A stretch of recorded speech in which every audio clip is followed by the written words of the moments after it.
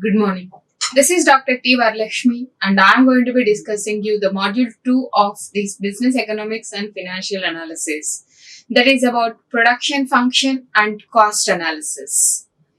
So in the module 1, all the elements related to this, what is this economy and what is the demand, importance of the demand in the economy, and how this demand can be identified and how this can be estimated with the quantitative methodologies as well as the qualitative methodologies that we have discussed. Then, after the next immediate procedure of this particular demand identification is to produce the product. Otherwise, there is no use of the identification of the demandable products. Now, or by taking their idea itself, some might has to produce that particular product. So, especially the human beings needs the products. These products are nothing but the things which are going to be satisfies the needs, wants, desires of the people. Then the products are again categorized into two elements. That is the goods. The products are categorized into the two elements. One is the goods and another one is the services. These goods are the things which we can touch is called as the goods. The things we can feel is called as the services. Like many examples are all we know very well about these goods and the services. And these goods and services are in return exchanging to the customer. So the customer to the consumer, they will take the feedback and from there they'll start this identification of the demand forecasting. Now, the production means how these goods or the services are going to be manufacturing. So, generally, in any of the country, mainly the goods or the services can be manufactured from three sectors. One is from the primary sector, and another type of the goods will be from the secondary sector. Another goods of the services will be from tertiary sector. Tertiary sector. The goods which are manufactured by the primary sector means they are mainly comes from the earth, or they are coming from the naturally, or they are all first-handed products. For example, mines, iron ores, gold ores, or the aluminium, bauxite. All these are all the minerals and the mines which we are taking from the earth, and the agricultural products. And as well as this animal husbandries, which they are all naturally made, and as well as this forestry products, all these products are all will be called as the primary sector products. And the secondary sector products means by having these primary sectors, if at all any new products is generated, means they are taking the primary products as the inputs, and if they make it as the secondary, make it as another new product, then it is called as the secondary product. If they provides any services, then it is called as this tertiary sector. Best thing is if we take this hen eggs. Hen eggs are all naturally producing this one. So the poultry industries comes from the primary sector. Whereas by having that eggs, either wholesale or the retail, if a person is prepared this bread out of that particular egg by using the eggs as an input to make that particular bread or the cake, then that bakery person comes under the secondary item. If we have purchased it that without sitting over there, without sitting on that bakery, if we have directly purchased it, then it will be called as the goods, and we are taking from the secondary sector only. Along with this sales, if they are providing the services of sitting comfortable, or hospitality services are all providing. Hospitality services means we can sit in this bakery, they are providing the table for you, a beautiful environment for you, and they are going to be providing this additional sauces and they're all. Then this is called as this service which they are all added, then it is called as the tertiary sector. So I hope you all have understood the meaning of these products as a products, that is either goods or the services. These goods or the services either comes from the primary sector, secondary sector, as well as the tertiary sector.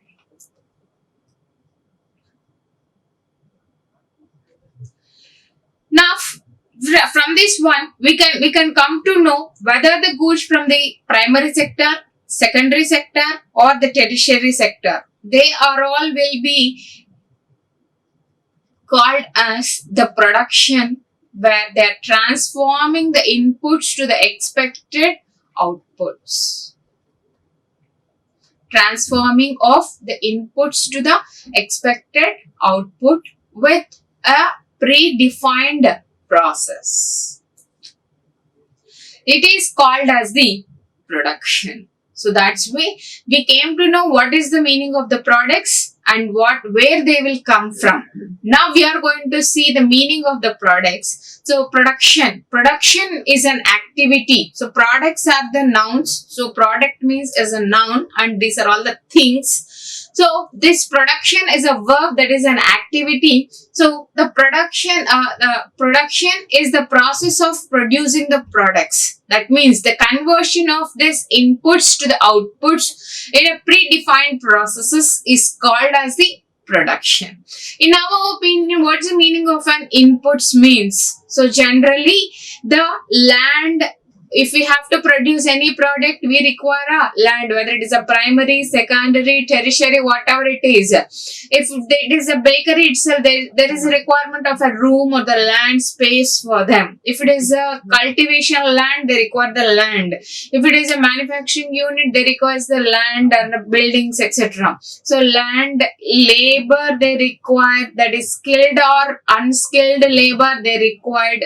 Both they require this one, and also they require this raw materials, and they will use the financial the funds, we can call it as the capital, and they will use the machines or some of the technologies used in this one. Technologies, these are all called as the inputs. Main, apart from this one, there are many other things. Ma'am, nuts, bolts aren't they using? Means they are all called as a raw material. So these mainly in a broad context, the products are made up from this kind of the inputs like land, labor, raw material, capital, as well as the technologies. These inputs will be converts into the expected outputs. Whatever we are all using, based on these elements are only that expected output will be comes. So if the qualitative raw material we have used, then the quality output products are only we can able to produce. And how best the technology we are all using, that is only decides the best out of output product.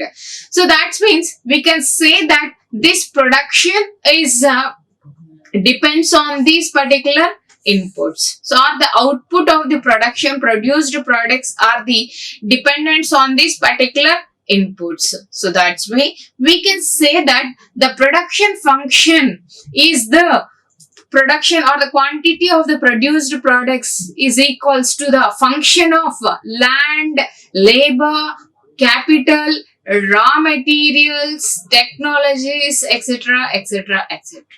All these are called as the independent variables. The quantity output is a dependent variable, so that if the land is reduced, then automatically the quantity output will also be reduces, and the labor are very less and the technology is more, then obviously there is somehow changes in the production procedures.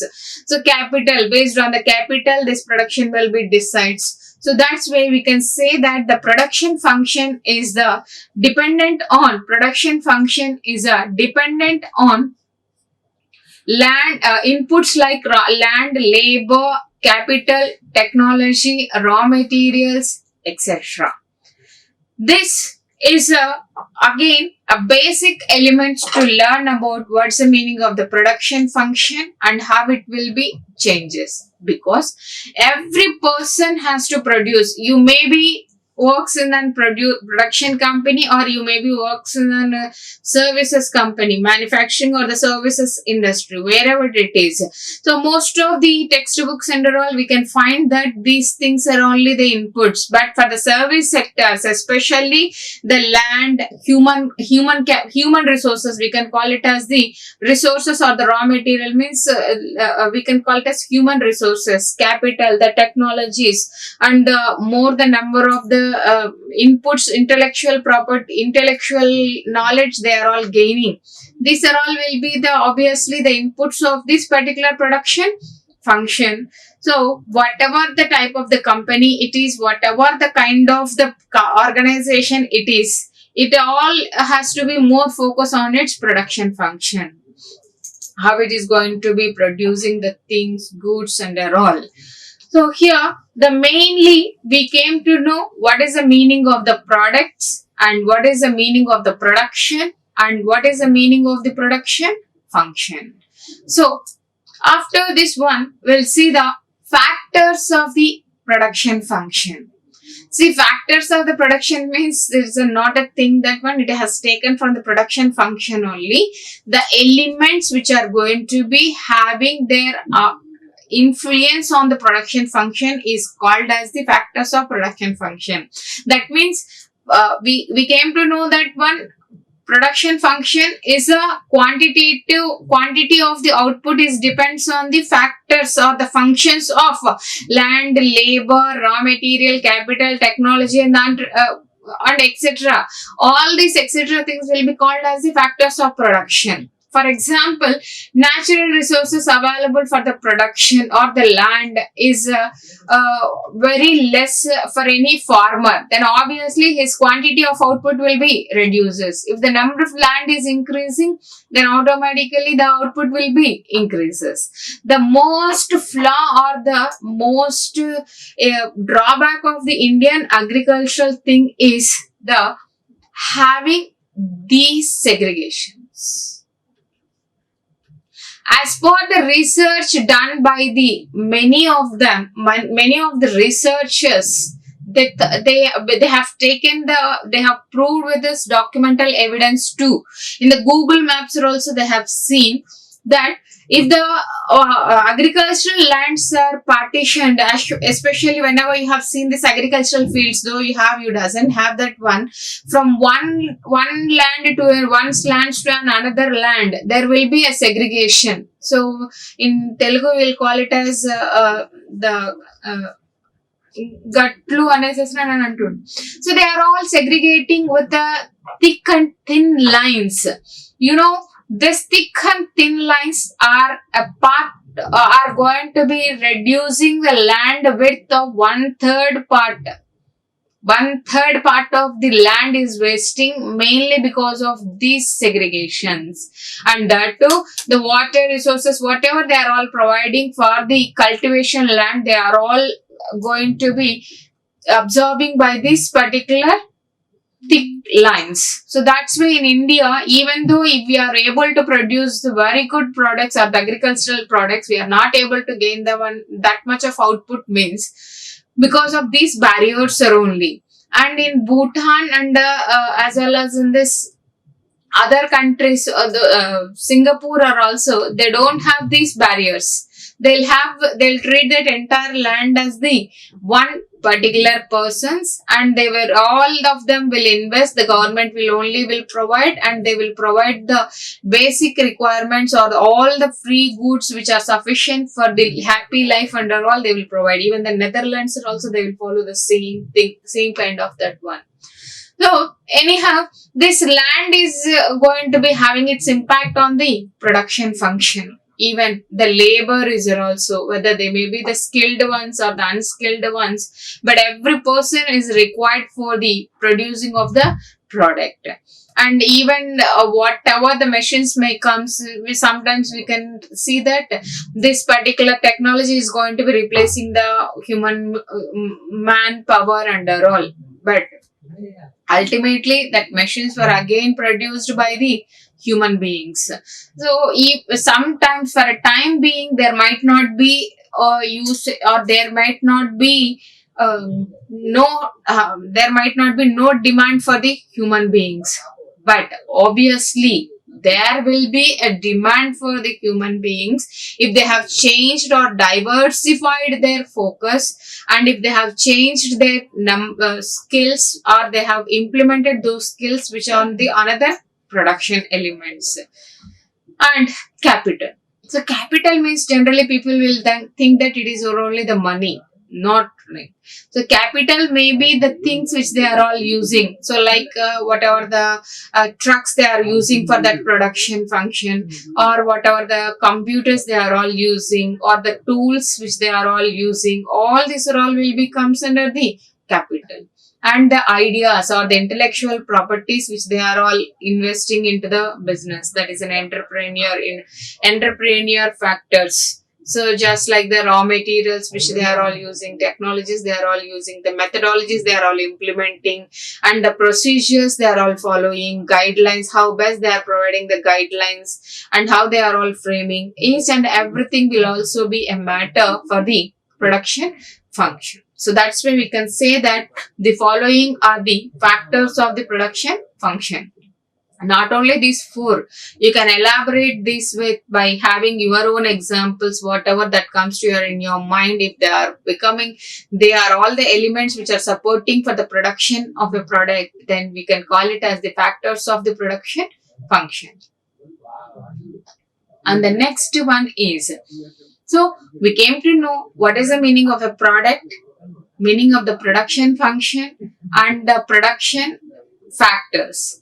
And the next thing we are going to be discussing about the terminology of the production function. The terminology of the production function is of three elements. One is the total production, another one is the average production, next one is the marginal production. Again, the total production can be categorized as the gross production and net production. The total number of the products which are produced by having the given inputs is called as the total products. After removing the wastages or the break-ins or the unused items into the one, only if they take this net, if they less that one, then it is called as the net output. We don't say that the gross output should always be more than net. Sometimes it may be lesser also. For example, a manufacturer has produced 100 products, and from the previous one, he has used 10 more products, finished goods from the next one. Then it will become net products to sale is 110. They have produced 100, out of which 9 are damaged. Then 91 are the total net products. So anyhow, whether it is a gross production or the net production, the total number of the output are produced by the organization is called as the total production. And if generally this total production will be evaluates or the calculates for a particular time period, particular session, particular mechanism or only. So that is what is the total production of today, what is the total production of this week, total production of this month, or total production from this particular machine, total production from by this particular gang or the batch of the labor. What is the total production function for this given raw materials, land, for the given inputs simply. So if they are all taking for a time on the basis of the time period, on the basis of the machineries, on the segregation of each and every input segregations, then that is called as the total production. This total production either may be the gross production or maybe the net production. Then from one elements to another set of the elements, if we have taken as a difference for the two consecutive total productive elements on whatever the basis it is, then that difference between the two consecutive production elements is called as the marginal production. And the average of the products produced for the given inputs will be called as the average production. For the best example, we can say that if total 10 products were produced for a day by a machine or per day by a machine by two labor, then we can say it as total production is 10 and the marginal production is also 10, because from when compared to the base again it is 10, and the average production per labor is 5. Average production per labor, each labor has produced 5. And the next time second day, or by using then another machine, whatever it is, second machinery or the second day or the second week, second month, whatever it is, they have produced 20 products with the help of 4 labor, or we can say let us say 5 labor are used for this one. Then for this time the total production is 20 products, and from when compared to this month to this month, or from compared to this machinery to this machinery, total production 10 to 20, that is 10 products are the marginally increased, and whereas the average production is 4 or only, because 2 members have produced the 10 products, means obviously 5 members has to produce 25 products. But if these 5 members has produced 20 products, means the average production is 4 products only, or 4 units. We can say it as 4 number of units. All these are all the number of units are only, because we are taking it as the Q or the quantity. Quantity will be always in terms of the units are only. So the quantity of the produced products is equals to the total or depends upon the inputs. Like for example, I have mentioned here in the table, that is quantity of the labor. So the quantity of the labors and the quantity of the capital. These two are, I have taken it as the variables or the inputs. In these inputs, they are all, if they varies, then it is called as the variable.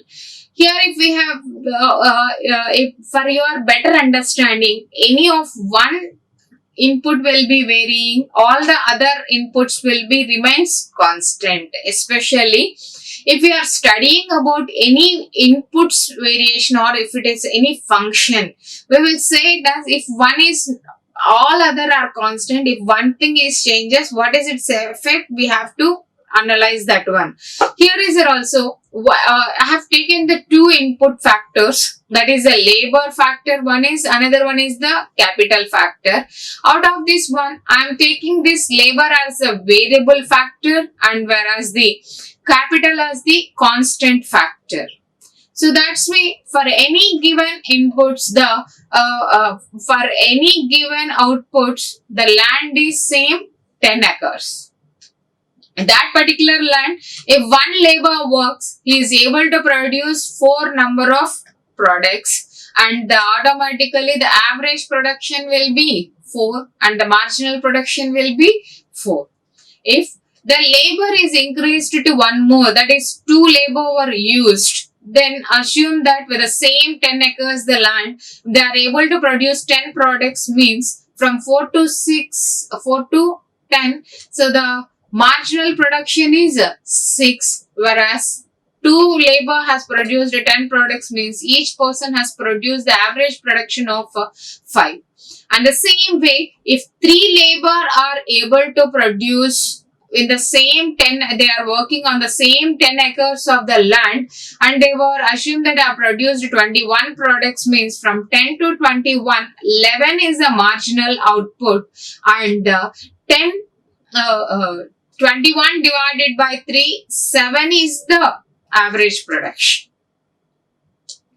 So this is the given or the assumed table for the one variable production function, because only the among the inputs one factor is only the varying and all the other factors remains constant, and that too here in this example up to the certain level even we can see that one, if the labor are required exactly the 4 members for a production function, if they have used they won't assign 4 members, first one person then second person, slowly they are all changing this inputs levels and all. If the 4, because at the first time we don't know that one and we don't know how this will be, how this inputs will be effect on the production outputs and all, slowly they'll start changes the composition of this particular inputs. So here they have changed this particular composition up to a certain level, then the output will be increases. But is it is a constant means we, obviously no. These inputs keep on changing, but one quantity, one input factor is very less. Which means all the other constants remain, all the other inputs remains constant, then automatically it will have a negative or the diminishing impacts on the total production. So in this 10 acres land, from this particular chart, we can say that the marginal production up to 19, okay, means up to the 19 means 4 labor in 10 acres land. With this input levels are only, they are going to be get maximum returns or the economical returns, or the when compared to here they are all increasing, means the returns are all increasing. So we can say that increasing returns to the variable factor, that is variable, what is variable factor? It is labor variable factor. So they came to know in 10 acres land the sufficient labor are 4. If 5 members are all there and they are able to, even the total production undoubtedly up to here it is increasing, no doubt at all. But we have observed this marginal production, it is up to the 19 only, and this is going to be reducing the marginal output, and sometimes it has become the negative also. And even the average production is also up to this level only, it is increased. From the next level it is going to be decreasing. For the next level it is obviously it is going to be decreasing. So which means whatever the inputs are all taking for the production function, that variables will give the increasing returns up to a certain composition only with that one. If the one input factor remains constant and only one is varying, that combination of these inputs is can be leads to the 3 kinds of returns. One is the increasing returns to the variable factors, another one is the diminishing returns to the variable factor, another one is the negative returns to the variable factor.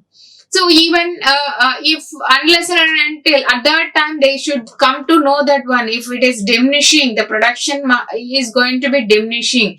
Obviously they have to focus on composition of this particular constant variable. That means 4 are sufficient. Up to this one, okay. Then up to this one, okay, marginal, sustainable. But if it is reducing more and it is reaching to the negative, at that time only the producer has to think about changing this constant factor. That is increasing this 10 acres to the 15 acres of the land. Or slowly they have to balance with this particular land as well as the other labor or capital elements, land and labor compositions and all. If not, there is definitely leads to the negative returns to the variable factors. So that's why as a producer, he should know the least cost combination or the least composition of the input variables that leads to the causes to the increasing returns to the variable factor. So the increasing returns to the variable factors are all categorized into three. That is increasing returns up to certain level. That is, if the average production is equals to the marginal production, we can say that it is a break-even point. If always marginal production is more than the average production, we can say that increasing returns to the variable factor. If this marginal production is less than the average production, we can say that diminishing returns to the variable returns. If the marginal production will become negative, then we can say it as negative returns to the variable factors. So these are all the terminology which are using in this production function. The same thing we can apply to the cost also, that is total production, average production, average marginal production, total cost, average cost and marginal cost. So anyhow, this is an example for the basic terminology which are using by the producer. Here the total production is equals to always average production into the variable factor. Variable factor, here it is labor we have taken. So here the average production is 5 into how much of that labor are used means 2. So 5 into 2, 10. 7 into 3, 21. So that is a formula for the calculation of the total production. Total production is equals to average production into labor or the summation of marginal production. So summation of the marginal production means 4 plus 6, 10. 6 plus 11, 4 plus 6 plus 11, 21. 4 plus 6 plus 11 plus 19, 40. 4 plus 6 plus 11 plus 19 plus 15, 55. So like this, we can calculate the production function, average productions and the marginal productions based on this particular relationship. So that's why the total production is equals to average production into the number of variable items or summation of the marginal production. So that's why based on the changing variables or the changing inputs, the production function has categorized into two elements. One is production function with one variable and the production function with two variable, which means production function, we know that the variable factors of the production function is the land, labor, raw material, machineries or the technologies, or machines, technologies, machines, capital, intellectual properties, their ideas, etc., etc. If one variable, let us say land is changes, all the other remains constant. That means only 5 labor, 100 kilos of the raw material with the given particular software or the machineries, given particular machineries and whatever the methodologies or the techniques they are all following and the amount which they are all investing like 10 crores and the number of people are giving the ideas etc. are all same, whereas the labor or land is only changing. Then we can say that production function with one variable.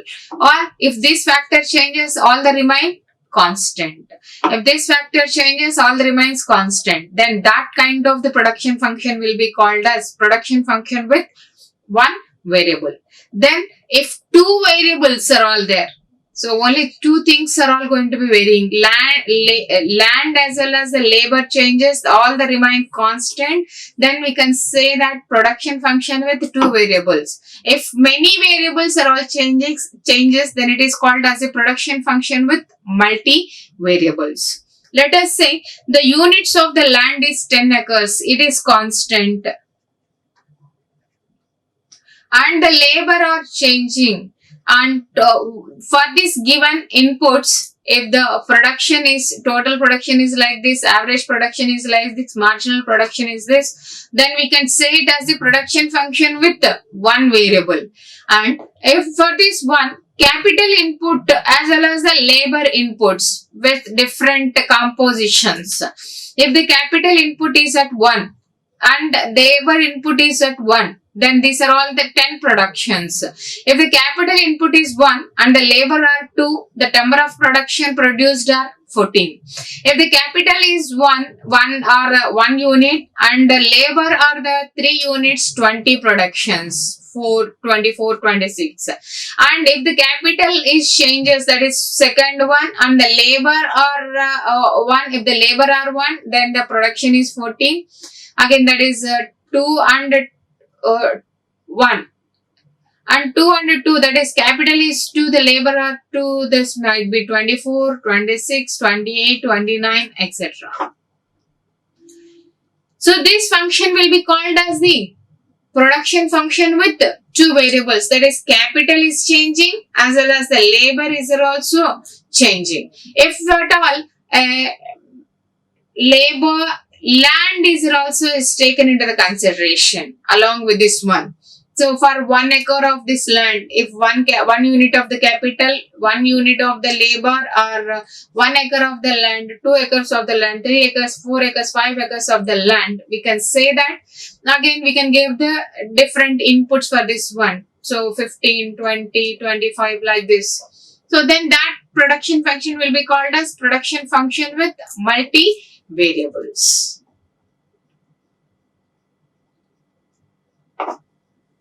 So that's where the production function can be expressed by the producer in any of these ways, either with 1 variable production function, 2 variable production function, or the multi-variable production function. But if this production function either 1 variable, 2 variable, or the multi-variable, based on the time period, based on the elements which they are all considering, based on the input differentiations, these production functions will be again categorized as 6 segments. One is short-term production function, second one is the long-term production function, third one is the fixed portion production function, fourth one is the variable portion production function, fifth one is the linear homogeneous production function, and sixth one is the constant elasticity of substitutions. So one by one, we'll have the discussion about that one. That is, fixed portion of the production function means that implies fixed factors of the production such as land, labor, raw material are used to produce a fixed quantity of an output, and these production factors cannot be substituted for the other factors. If the same land and the same capital and the same raw material they are all using, but their quantity might be increases, but they are not replacing with any other element, then it is called as the fixed portion production function. So for 2 units of the capital and the 3 labor, if they are able to produce 100 means, and for the 5 capital and 6 labor, there will be a chance of producing 300 number of products. If it is 7 units of the capital and 9 members of the labor are there, with this given raw material, there is a chance of increasing the production. So which means this capital is not replacing the same, labor might be increasing but not replacing with any other elements, and if they are same kind of the raw material they have used, then it is called as the fixed portion production function. Here, variable portion productions means implies that the ratio in which the factors of the production such as labor and the capital are used is not fixed, and it is variable also. The different combinations of factors can be used to produce the given quantity, thus one factor can be substituted for the other. So that means capital previously is used not for the labor, they were used that capital for the purchasing of the raw material only, not for the machineries or substitutable factors of the labor. But in this variable portion to the production function means this capital might be replaces this particular labor. So previously in this example, this capital is used for the purchasing of the raw material, payment of the taxations, payment of the any of the commissions, interest, etc. only for the productions are only, and even it includes the wages to the labor only. They are not going to be replacing any of this one. Here the capital is using for the machineries that can ultimately replaces this particular labor. Then we can say that at this time this capital as well as the labor are the variable portion production function. If the capital is increasing, then obviously the labor will also be reduces.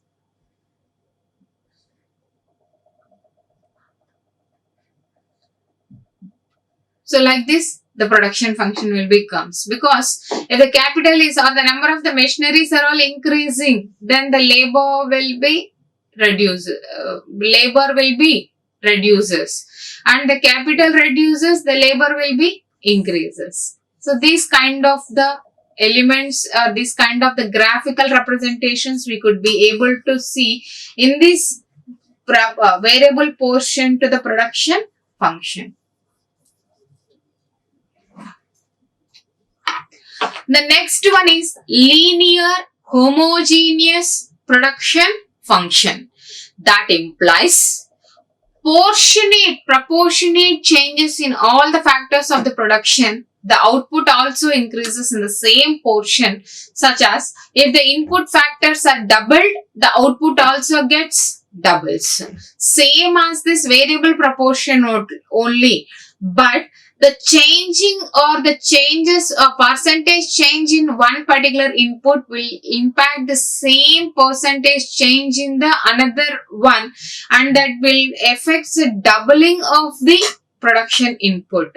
Let us say if the capital is increased by 10%, whereas the labor is reduced by 20%, and that increases the 30% output, then we can say it as this one. We can say this is the impact of this one. Q1, Q2, Q3. So these are all going to be increasing, keep on increasing.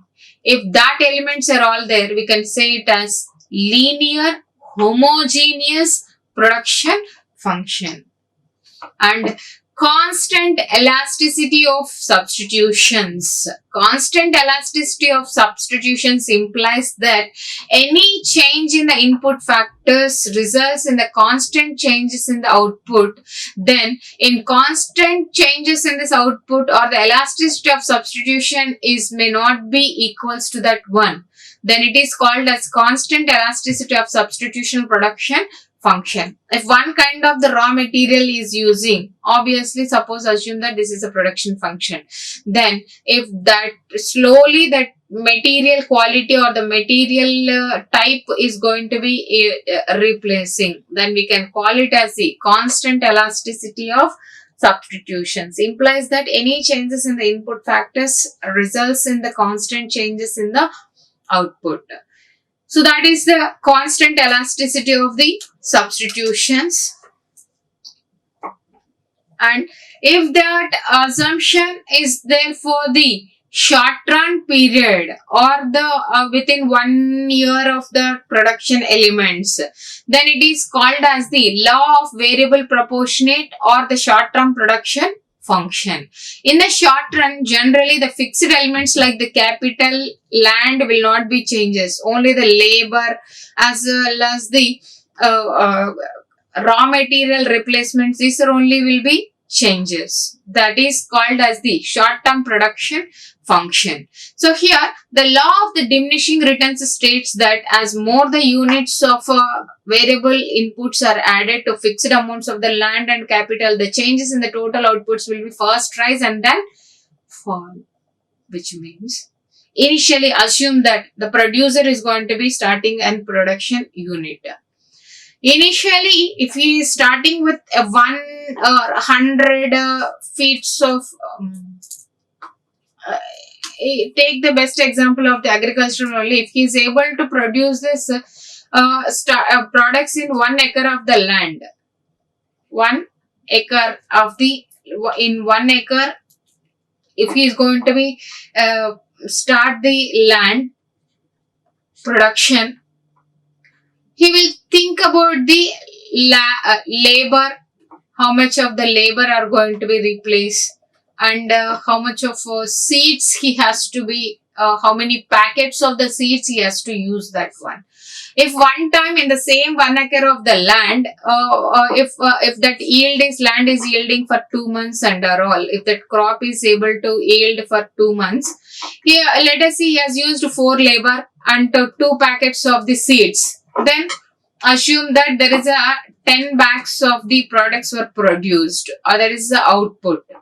And in the same 1 acre, he will, if within 1 year, he will thinks about 6 labor, 3 packets of the seed, or 8 labor. Next time, if he is able to, with this composition, if he is able to produce 15 bags of the production. Next time, same with this 3 packets of the seeds, and he is able to produce 20 products with the help of 8 labor. Then we can say it as this short-term law of variable proportionate, or the short-term production function.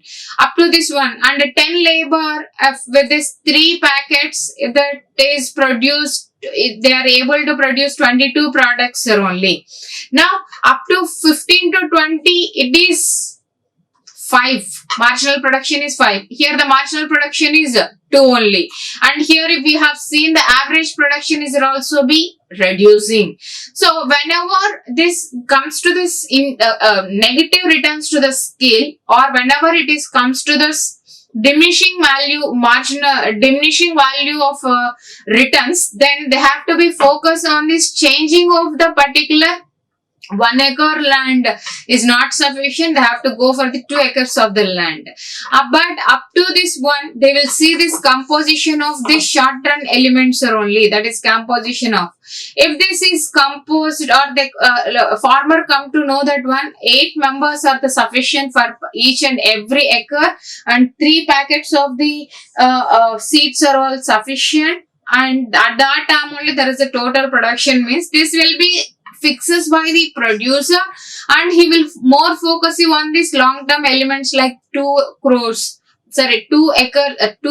of the land, or the 3 acres of the land, or changing the elements of differentiation, like you can say it as capital implementation for the drip irrigations, etc. These mechanisms can be implemented by the farmer at the long run only, but not at an initial one. So within 1 year, he will more focuses on this changing inputs from the labor as well as the raw materials, and the very short-term variable functions role he will take into the consideration. Then that is called as the short-term production function. Here it is very states that the marginal production will be total production, anyhow it will be increases up to a certain level, it will become peak stage, and then it starts decreasing. And the marginal production is also initially it is increases but starts declining. Average production will also be increases but it starts reduction. Here if we have seen marginal production is greater than the average production. Here it is marginal production is equals to the average production. Here it is marginal production is less than the average production. Based on this one, we can say it as the increasing returns to the scale. This is called as the diminishing returns to the scale. This is called as the negative returns to the production inputs, or the production input factors. So up to this level, the given input or the total production is sufficient or gives some more returns to them, then the producer has to more focus on these elements only. Whenever it is reducing, then he has to more focus on the changing of another variable production function. So whenever they are all going to be concentrating on this changing of this one, so the same labor composition is there, but the capital or the land, if they are all changes, then it is called as the long-term production function. So this is the reason behind this is the relationship between the long-term elements with the short-run marginal cost or the marginal production elements with the continuous levels of the fixed factors. Always they will more focus you on the fixed elements at the long run only, and the short run gang compositions will be at the short run only. And so if we have seen all these types of these production functions, mostly this fixed portion of the production function will be useful for the producers who are producing normal products in this medium scale sectors and all. And the variable portion production functions will be useful for the small scale sectors which are having some more labor as the input factors. And this linear homogeneous production function will be more useful for the industries such as more demandable products like automobiles, etc. And this constant elasticity of substitutes will be more useful for the products which are going to be reducing or the shortage of the raw materials facing the problems. These are all more useful for the primary sector products like the agricultural products, and this is more useful for the long or larger scale industries because they have to be more focusing on the long-term production function elements. So this is the best suitability of the industries on what kind of the production functions they may follow, but this can be very helpful for them to plan their produced products to be produced at the given rate without any deviations. Our next concept is isoquants. In Latin terminology, iso means equal. Quants means quantities. So isoquants means equal quantities. Whatever the composition of the members are all there, whatever the composition of the inputs are all there, for that given inputs, if the same output they are able to generate, then it is called as the isoquants. So in microeconomics concept, let us say if 10 labor, one machine is able to produce 20 products.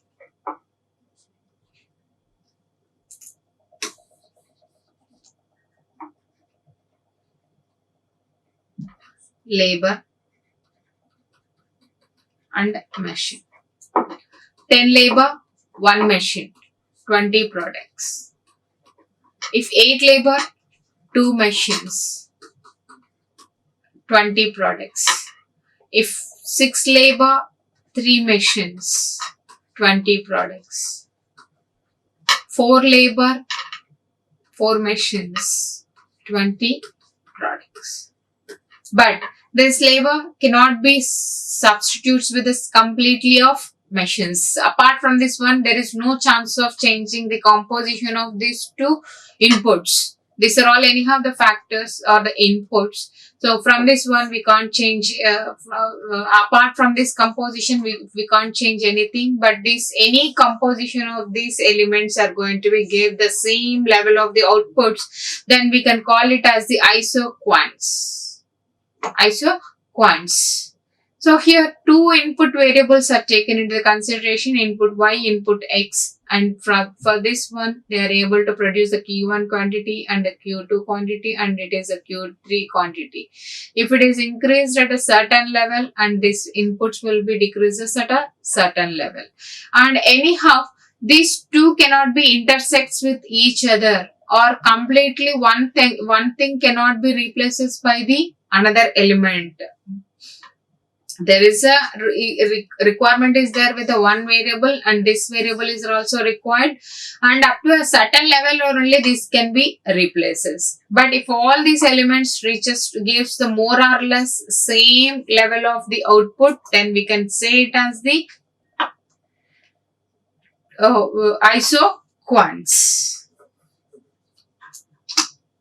So the assumption and the applications of these isoquants are all: the isoquants curves helps firms to adjust their inputs against their output. If in sometimes labor shortages comes, how to replace it with the machinery. Sometimes if the machineries doesn't works, how to replace with this labor. They should know that one. That's way the producers should have the knowledge on the composition of the labor with the another one.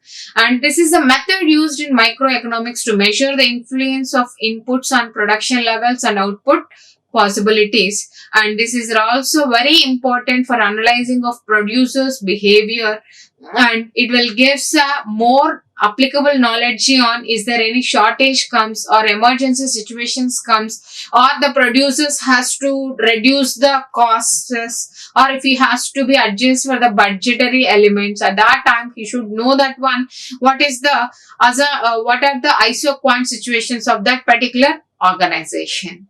And it assumes that only two factors are inputs of the production, or only one factor or two products for the production function, and the factors of the production function are divisible into small units and used in variable proportions.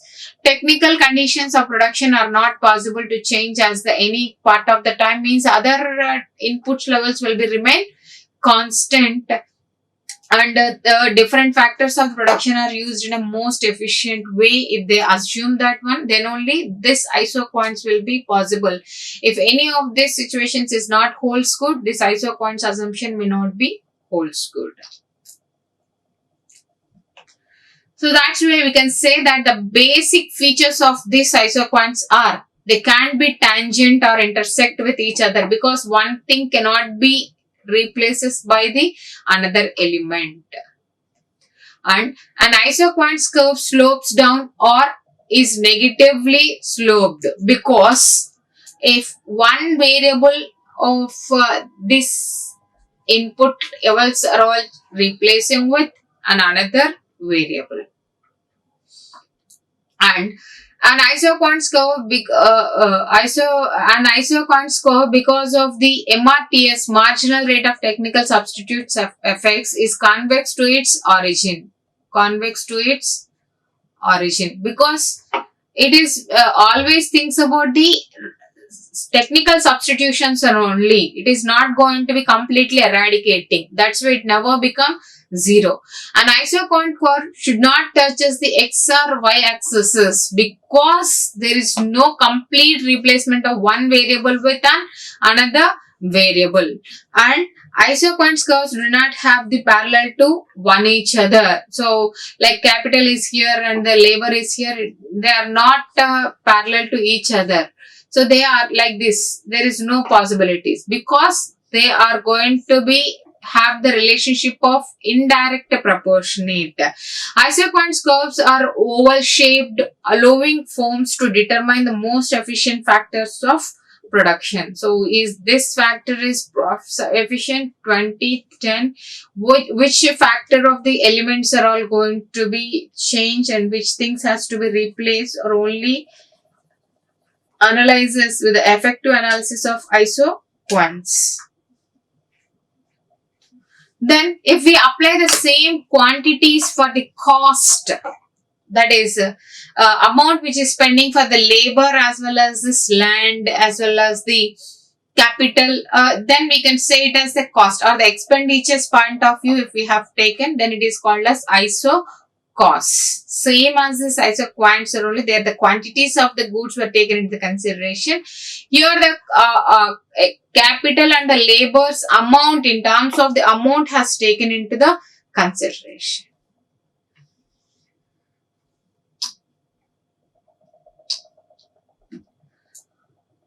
If we combine these iso costs and the iso quantities, then this iso cost will be touches the origins, x-axis or the y-axis because it reaches to the maximum number of that one.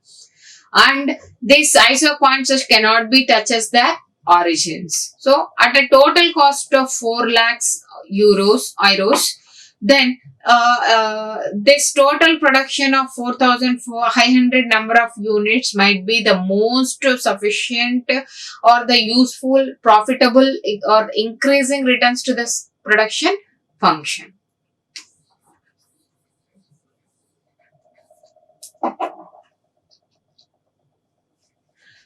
Then the rate at which one input changes with another output, another input factor is called as the marginal rate of technical substitutes. So what's that meaning is, if for example capital, labor are called as the inputs, if capital is increased by 10% in the form of sophisticated machineries that replaces the labor, the labor are going to be reducing by the 20%, then we can say that the effect of this 10% increasing in the capital will have a reduction of 20% in the labor. 10% increasing in the capital will lead to the 20% reduction in the labor. That is the marginal rate of technical substitutes.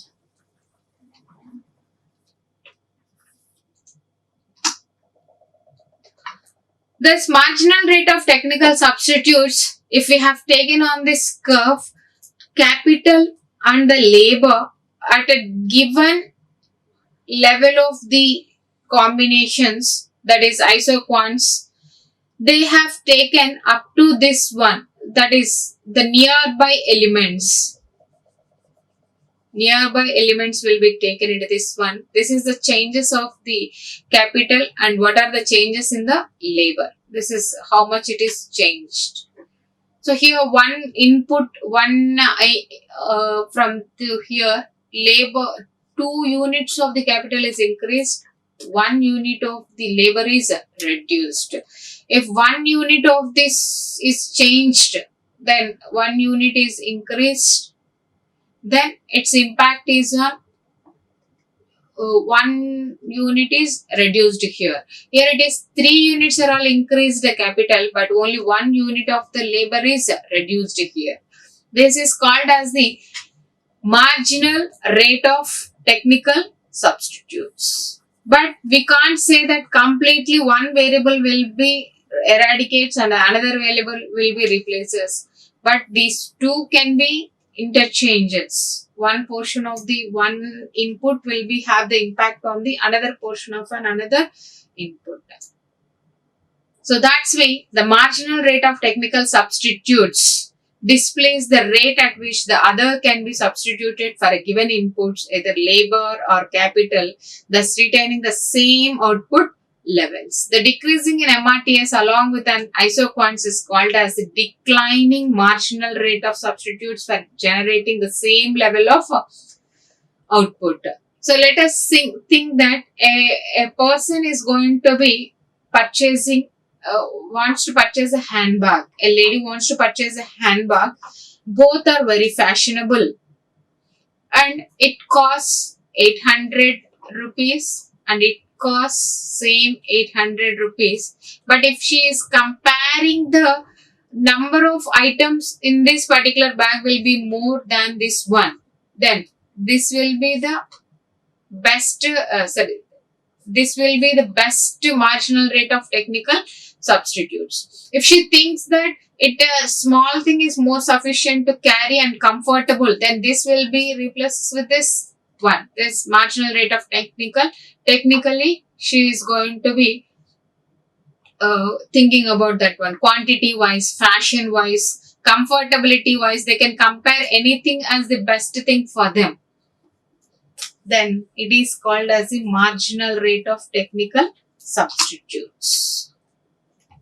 Then for that marginal rate of technical substitute, the cost incurring by the producer will be called as least cost combination of inputs. Again, if the ISO quants, ISO costs, and the marginal rate of technical substitutes were taken into the consideration, if the whatever the intersecting points are all there here, that is total marginal cost and this uh, ISO quants, and the ISO costs, that intersecting point gives at this given cost, at this given input combinations are only giving the profitability to the organization.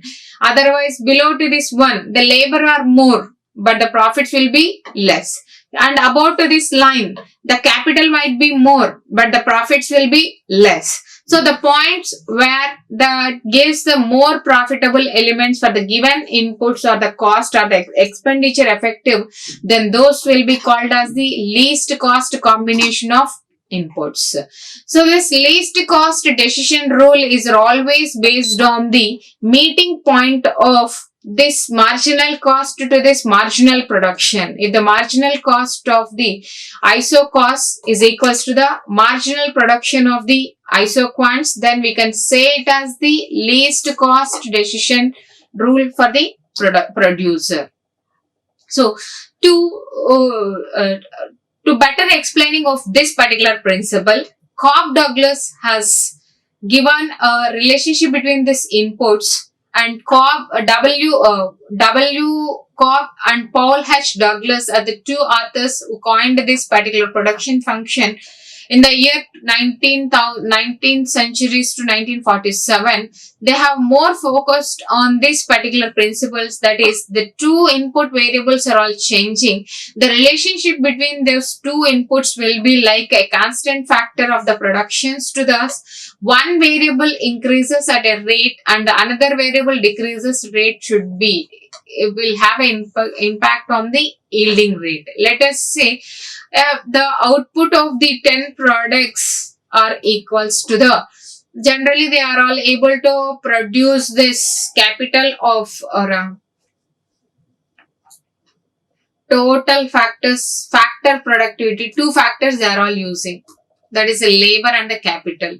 Whereas true labor at a rate of 10% increase or at a 2 times it is going to be increasing, and capital is going to be at 4 times. Capital is going to be at 4 times. Then what is the total yielding? That is total production. If two inputs are all taken into the consideration, and if the labor are at 3 times and the capital is at 3 times, what will be the production yielding? If two input factors are all taking, if the labor are only one factor they are taking and the capital is going to be substituting with this one more one at the 5 1, then what should be the yielding levels are going to be calculating with this help of Cobb-Douglas production function. It has been used widely in empirical studies of the manufacturing industries and in inter-industrial comparisons, and also it is used to determine the relative shares of the labor capital in total output. It is used to prove Euler's theorem, that is, if one variable is replaces with another one and how it is going to be having its impact and role. If we have seen this one, after a blue color coding of this one will gives the maximum yielding, and green color will be the less yielding, and below to this one will be called as the negative yielding to the producers. That means it gives the best combination of the input factors and how it is going to be replacing. So that's way, based on the returns giving by these production functions, we can divide this loss of the returns into the 3 ones. Short run, generally it will be increases returns, and if they are becoming constant, no more changes of the increasing, then it is called as constant returns. If it starts declining the profits, then we can say it as diminishing returns to the marginal utility. So that is increasing returns to scale. For example, you are feeling very hungry you have ordered a nice biryani or whatever the food which you like, then it is called as increasing returns to scale. That your the first food which you are taking and enjoying will be called as increasing returns to scale. After having 10 bites or the 10 after 5 after eating and some time, then you will feel some satisfactory, then it is called as constant returns to scale. If the food is more and you have not yet finished, if your your tummy is full, then you will start eating that one without having any enthusiasm, or for the sake of not to leave that food. If you are eating, then we can call it as the diminishing returns to the scale. This loss of the returns are always will be categorized by the producer in these three ways. What is increasing returns to scale, constant returns to scale, and diminishing returns to the scale. And internal and external economies of the scale is the producer can expand the firm, can lower the long run average cost. He can efficiently more concentrate on the more number of productions, and economies, range of economies like technical and financial substitutes, he can more concentrate on this one, which means these things are in his hand to change. That is called as internal economies of the scale. External economies of the scale influence expansion of the industries, benefits of more other firms, more orders taking, more number of orders taking from the others. Agglomeration economics are important. That is advantages of the governmental elements, companies, and more market situations. Expansion of more number of branches, etc., will always helps for the organizations from the external to get maximum profits. The next concept is about the internal and external economies of scale. Anything that contributes internally within the organizational level is called as the internal economies of scale. And that the outer elements that are contributing towards the development of the organization is called as the external economies of scale. Okay. Generally, the organization's internal economies of scale will be under their control, whereas the external economies will not be under their control, but they can adjust the internal elements with the external effects. Okay. Now, first of all, economies means the beneficiary contributing elements. The measurement of the beneficiary elements, scale means the measurement, scale we can take. The measurement of that beneficiary contributing towards the organization's growth or the economical growth, internal contributing elements are all there: financial abilities, marketing abilities, technological adaptations, managerial decisions, their purchasing capacities with less costs. These are all the internal economies of the scale. If these economies are going to be finally reducing their cost, then obviously it will lead to the maximum profits to the organization, so that they can gain more competitor advantage, governmental beneficiaries they can get, and more profits from the investors. All these are all the external beneficiaries. If any government is going to be imposing more income taxes for that company, that is an external economy of scale. That scale is reduced. That means amount is increased. Then obviously they have to more focus on the reduction of the expenditures of the organization, which means they can again control over the internal economies of the scale.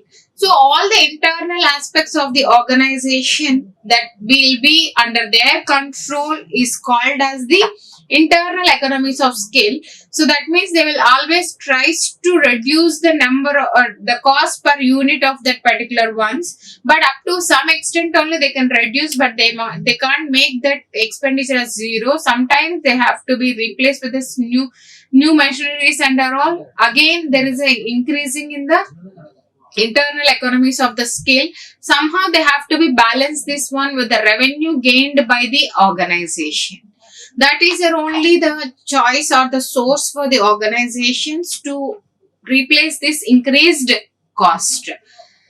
And even the external elements like political, natural, any kind of the competitive marketing decisions, taste and preferences of the customers changes, this will all called as the external economies of scale, that can be again reflects or can be controllable only with the help of the internal economies of the scale only, instead of the external economies of the scale. So that's why the external economies of the scale are the long-term expansions of the India's leads to this development, and auxiliary services which benefits the suppliers in this industry, and industry expertise, skills, labor, relocation of the key supplies, and more focusing over the marketing conditions and the marketing elements are only can give them more beneficiary to this one. Up to now, we have discussed about the what is a production function, elements of the production, and internal and external economies of the scale. Then the second part of this module 2 is about the cost. Cost means the amount which is incurring or spending to acquire anything is called as the cost. In general, in common usage, money or the monetary items which they are all spending to produce the goods and consumable purchases, then that is called as the cost. So that's a way, it is a measure of the alternative opportunities foregone in the choice of one good or an activity, one on the other. These costs are categorized into these many elements. According to the elements, these costs are categorized as material costs, service costs, and labor cost. The amount spending by the organizations to acquire the raw materials is called as raw material cost. Amount spending for the labors is in the form of the wages, and the employees is in the form of the salaries is called as the service cost. The labor costs, the additional costs that will be paid in the form of the rent or the electricity services, etc., will be called as the service cost.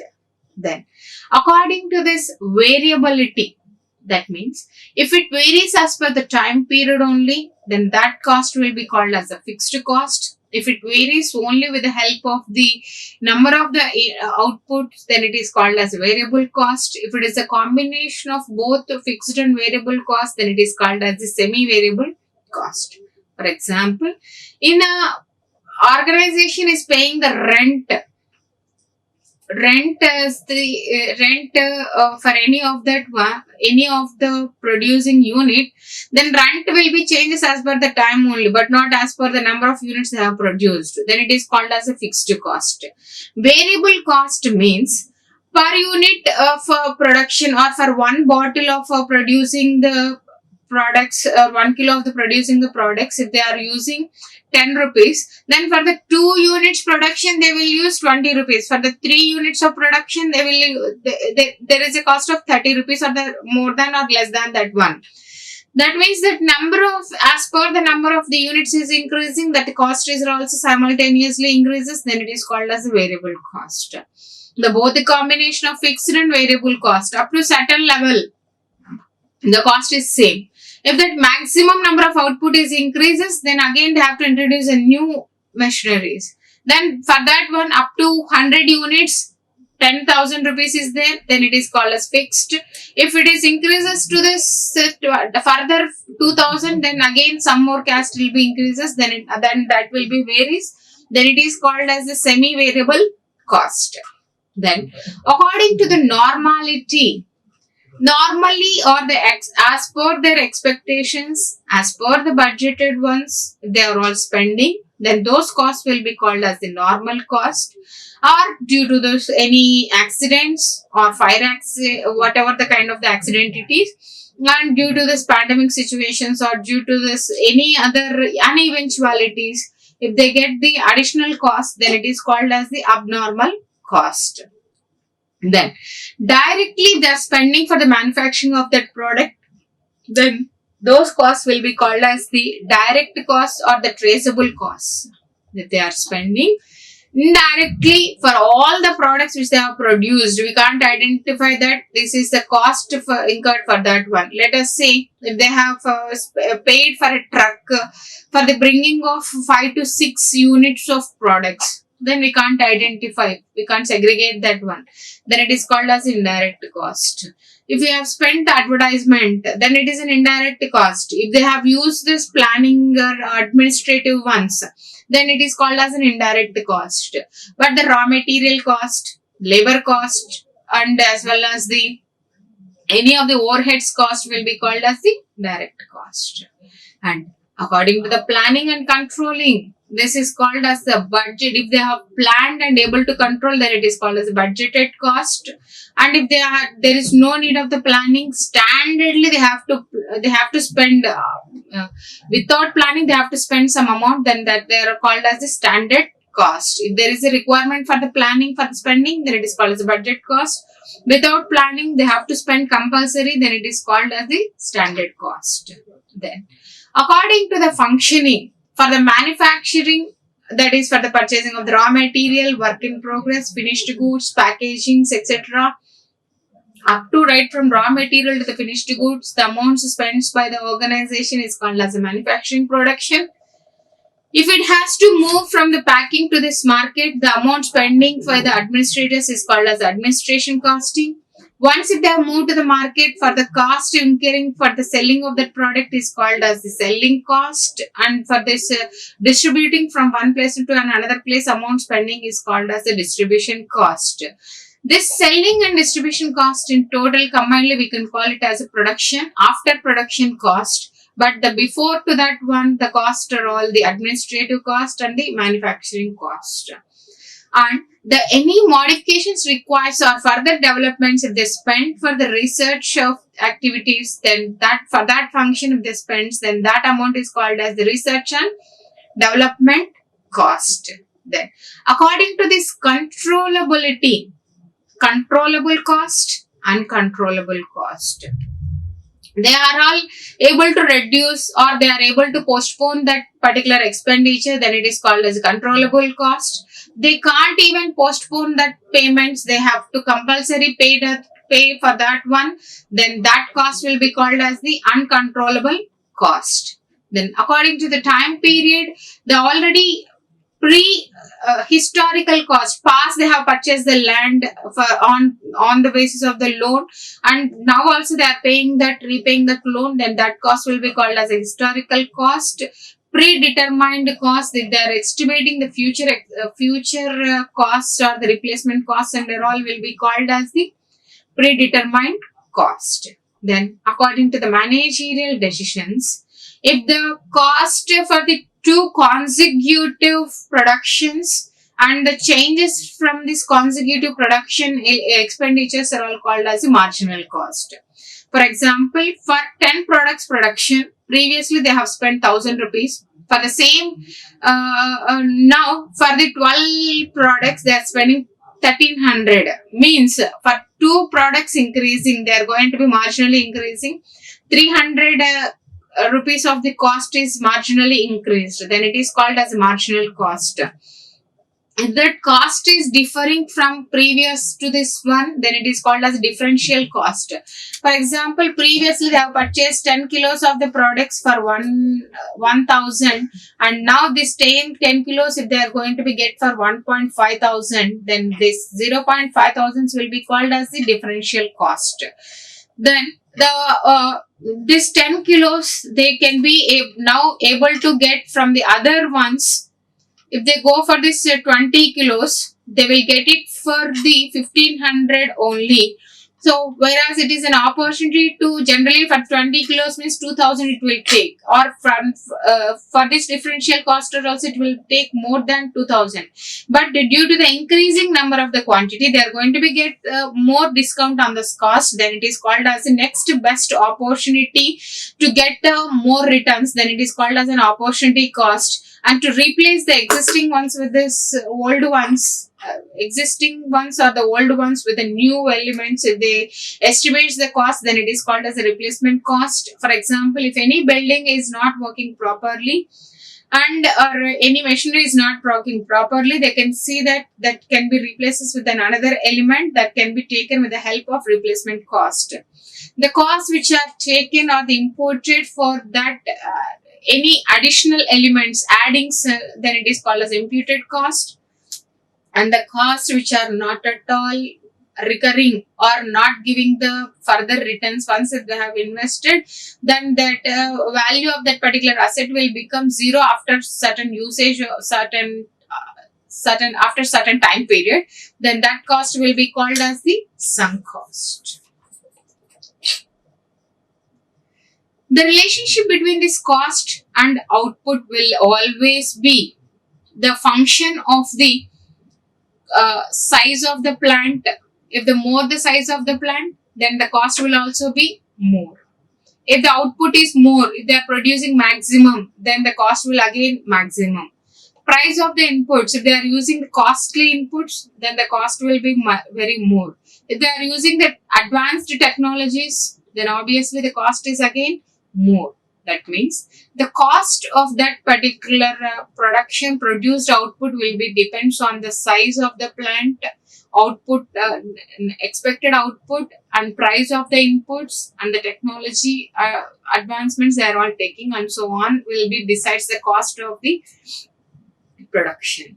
Generally, in a short run, the production will be more focusing on the total fixed cost and the total variable cost, because whatever the kind of the cost it is, generally we will segregate into either fixed cost or the variable cost. So here we have seen many types of this cost. Here all these costs will be again furtherly segregates in either fixed cost or variable cost. So that's why the total cost is equals to the total fixed cost plus total variable cost. So here we have seen this one in this graphical representation, average fixed cost, average total cost, and the marginal cost curves they have given. So red is average total cost, red mark they have indicated, and they have indicated the marginal cost. Everywhere in graphical representations we are all seeing if that marginal revenue is equals to average revenue, or the marginal production is equals to average production, or the marginal cost is equals to average cost. Up to that point is the deadline for every producer at that cost, at that level of output, at that level of the total income. Only they'll get the benefit. That means earlier also their marginal revenue is more than the average revenue. Marginal production is more than the average production. Marginal cost is more than the average cost. But about this one, they will get the losses. Above the production of the marginal production, above this point of the marginal cost or the average cost, above these levels are all will be the less than positions. So there is a chances of getting the losses. Here is this graphical or tabular representations will be there if we have observed. If there is no production, so even if the production is not done, if they have invested 1200 rupees for the machinery, still they have not produced. Total fixed cost is 300 and they have purchased the raw material only. That means 900 is the total expenditure if they have spent, but the output is 0. If they have produced one unit with the total cost of 1800, then the fixed cost is same if you have observed or not. Then the remaining 1500 will be called as the variable cost. That is difference between this 2000 and 300 is 1700. Here it is 1800, 1950, 2000, 300, 3000. This is the total variable cost. So for this one, the total average fixed cost means for 0 inputs means 0. For each unit they got 300 means average fixed cost is 300. Now for the 2 units output they have spent 300 means each unit they have spent 150 rupees. Here they have spent 100 rupees only. Here they have spent 75 rupees, 60 rupees, 50 rupees. And average total cost is again. Average total cost is equals to total cost divided by number of inputs. 1800 divided by 1, 1800. 2000 divided by 2000. 1700, 700, 562.5, 520, 550. And average variable cost, this one divided by the total output, this one divided by 2, this one divided by 2, this is the amount we got. Here once if we have seen here, marginal cost and average total cost. Here it is 1800 average total cost they are going to be get, and marginal cost is 600. 1000 rupees 200, 700 100, 562 150, 520 and 350. It's okay. But here if you have seen 550 and 700 and marginal cost, it is deviating. So it is this number of output is not suggestible for the organization. So that is in a short run, they will be more focusing on the changing of the fixed cost, variable costs and the role only. But if it is a long run, there will be a more focusing on the long term elements like capital, land, etc. Only they will more focusing on that one. Even they are ready to spend more amount of that one. So that's why in the cost output relationships in the long run helps in ascertaining the cost, need for controlling of the cost, useful for the decision makings like whether they can go for the purchasing of the machinery or buy the machinery, retaining, replacement, continuation or scheduling of their particular business, accept or order, fixing selling prices, best inventory control. All these kind of the decisions can be taken with the help of cost output relationship. Next, they have to take the better decisions. They need to analyze the break-even analysis. That means, based on their cost and based on their revenue, there is a break-even analysis. This assumes that the total cost is this. The total cost curve is this one. The more the number of the units are all increasing, the expenditure will also be increases. And more the number of the units are all selling, the same expenditure revenue will also be increases. This is the total cost and this is the total revenue. The meeting point of this total cost with this total revenue is called as the break-even point, which means the amount spent for the production elements will be equals to the amount which is gained from that particular production. That is called as the break-even point. So it is the total cost is a combination of total variable cost plus fixed cost. So to calculate this break-evens once, they will calculate this fixed cost and the variable cost added for this one. So it is a total cost and this is the total revenue. It is increasing as per the number of units. If they have sold 2000 number of units, 20,000 is the profit. 40,000, 4,000 units, 6,000 units means 60,000, 8,000 units means 80,000 is the profit. So like this, their revenue is increasing. And initially they have invested the fixed cost of 1 lakh and they have additionally spending the variable unit per unit costs are also. Combination of fixed and variable cost is called as the total cost. If these two are meeting means that 10,000 number of units is a break-even points. That means if they get 1,20,000 as a return, there is no profit and no gain for the organization. About that one only they will get the more returns. That's why break-even point in terms of the quantity can be calculated with the help of the formula, that is fixed cost divided by selling price per unit minus variable cost per unit. We will call this particular concept as the contribution. Simple example is, assume that an ice cream seller has paid 10,000 rupees for the refrigerator and for each ice cream he has paid 10 rupees. So this is the variable cost, this is the fixed cost, and the price, selling price of that particular each ice cream is 20 rupees. Now what is the break even number of the ice creams means For the each selling price is 20 rupees and the variable cost is 10 rupees, means from the each ice cream they are going to be contribute 10 rupees towards the fixed cost. So 10,000 they have spent means 1,000 number of ice creams he has to sell at least to get back his amount investments back. Otherwise, there is a loss for him. So like this, the break-even analysis can be calculated. And the components of this break-even analysis is always the cost. That includes both fixed cost as well as the variable cost. And cost and revenues, if we come to know this one, then we can calculate the break-even point. Otherwise, at least we should know the contribution margin of that one to calculate the break-even analysis. Because always we have to remember that profit is equals to revenue minus cost, where the cost and the revenue is becoming zero, that is profit is zero, means their cost should be equals to the revenue. That they have to take into the considerations. When to use the break-even analysis?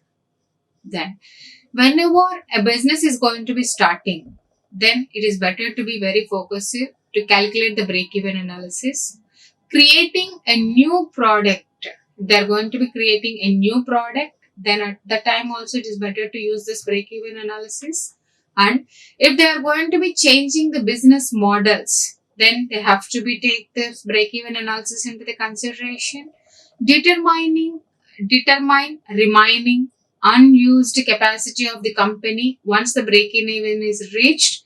That means how much of profits they have earned. If they want to determine, they want to know this break-even analysis to show the maximum profits on a particular product or the services that can be generated. That can be also a requirement of the break-even analysis. And to evaluate the impact on profits on changing the automation from the manual, changing in profits if the price of the product is altered, and amount of the losses that could be sustained if there is a sales or downturn. At that situations, the companies will go for the analysis of the break-even analysis. It is very important that it is more helpful to fix the prices of the products and to take the decisions of whether to continue this business or to withdraw that one, make or buy decisions, and to figure out the missing expenses, plan business fundings, set revenue and the sales targets, meeting fixed costs. This break-even analysis is more important one. But this break-even analysis is always based on certain assumptions, like the total cost may be classified into only two elements, fixed and variable. It ignores the semi-variable cost. And the cost and the revenue functions remains linear. And the prices of the products is assumed to be constant. And the volume of the sales and the volume of the production are equal. And the production cost remains constant over the volume under the consideration. And it assumes constant rate of increasing in variable costs. It assumes the technology changes. There is again that will impact will be there, and that customer taste and preferences remains constant. Factor price remains unaltered. Input prices are all ruled out. They are not at all changed. Multi-production forms means they are all restricted to one production only. All these assumptions holds good. Then only this break-even analysis will be holds good. Otherwise, this calculation will be differs. So that's why this break-even analysis has certain limitations, like it is all mostly based on the assumed selling prices, and production and sales are the same as per the assumption of the break-even, and the break-even charts may be time consumptions to prepare and to do this analysis. It can only apply to a single product and single mix of products. Then the determination of the break-even point is all about the margin of is based on the formula like fixed cost divided by selling price minus variable cost per unit, or we can say that the entire part is called as the contribution. In terms of the sales value we want to do, then we can use this formula, that is break-even point is equals to fixed cost divided by contribution ratio, where contribution ratio is equals to sales value minus variable cost divided by sales value. Then above the break-even point will be called as the margin of safety. Assume that actually they have sold 10,000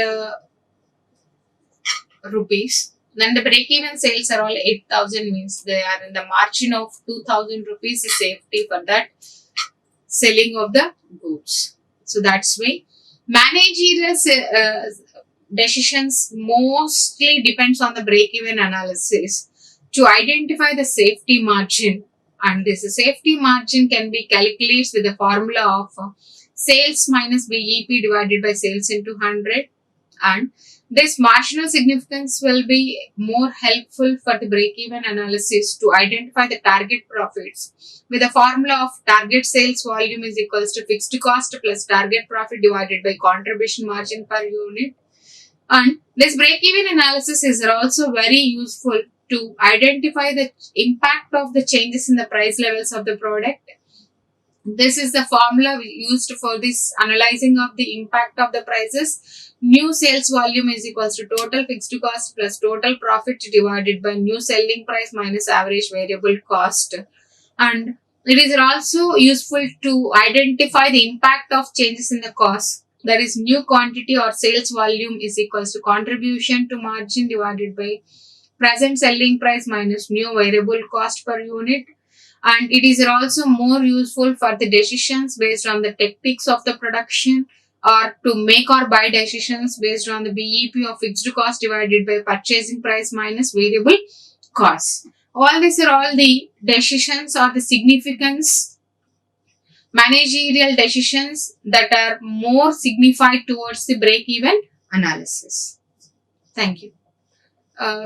Not only that one, BEP can be calculated with the help of fixed cost divided by purchasing price minus variable cost. This is the decision more useful for the calculation of plant expansion decisions at present capacity, or what present capacity they are going to be starting, at plant shutdown decisions, advertisement and promotion mix decisions, decisions regarding the additions or deletion of the product line, decisions regarding the addition or deletion of the product mix, and all these kind of the decisions can be taken about based on the break-even analysis. So that is about this module 2, production, production function, cost analysis, cost output relations, break-even analysis.